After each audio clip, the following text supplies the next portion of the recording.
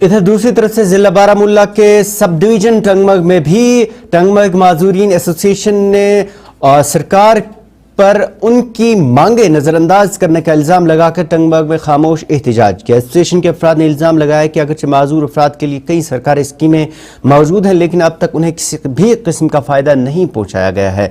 माजूरीन association Tangmarg ने अब मरकज़ी सरकार के साथ साथ जम्मू कश्मीर सरकार से मुदाखलत की अपील करते हुए उन्हें इंसाफ फराहम करने की अपील की है ताकि उनकी मुश्किलात का इज़ाला हो सके।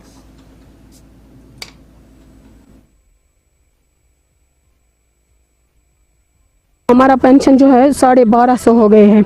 आज जब दवाई लेने के लिए जाते हैं ना, वो एक ही टाइम 1000 में दवाई जब लानी होती है, एक टाइम में 1000 का दवाई आते हैं। हमारा राशन कार्ड जो मामला है ना, हमारे पास जब हम किसी को कहते हैं हमको भी वो AIY कार्ड दे दो, वो कहते हैं हमारे पास अवेलेबल नहीं है। क्यों हमारे पास अवेलेबल नहीं है? अगर मतलब हम गवर्नमेंट ने हमारे लिए ये स्कीम रखी है, इनको मतलब AIY कार्ड दे दो, किसी को AIY कार्ड नहीं है। जो एक नॉर्मल इंसान है ना, जब इनका एग्रीमेंट हो जाता है, जितना मतलब उनको नॉर्मल इंसान का भी उतना ही फीस है, एक डिसेबल पर्सन को भी उतना ही फीस भरना पड़ता है। ये भी हमारे साथ बहुत ज़्यादा नाइंसाफ़ी है। जो सकीन यतुस मैडम है ना, उनको मैं रिक्वेस्ट करना चाहती हूँ, कम से कम हमारी तरफ देखो मैम, हमारे साथ इंसाफ करो। हमारे डिसेबल डे आज है, हमें अभी तक काम पता नहीं है कि आज 3 दिसंबर है, डिसेबल डे है।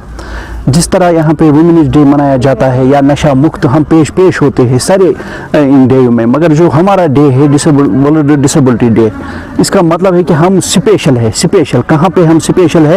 ये देखिए कि आज 8 साल से हम एक स्ट्रगल कर रहे हैं कि हमें पेंशन बढ़ाया जाए।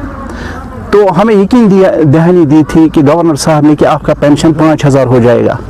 तो जब हमको अपनी गवर्नमेंट यहाँ पे बन गई है, तो उन्होंने हमको सीधे 3000 का वादा किया था, फिर 250 रुपये हमें बढ़ गए।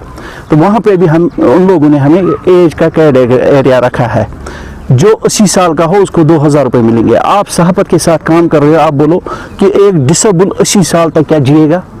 डिसेबल को 40 साल तक 40 साल निकालने कितने पापड़ जलने पड़ते हैं, तो वो 80 साल तक कहाँ जिंदा रह जाएगा? ये भी हमारे लिए एक मजाक है।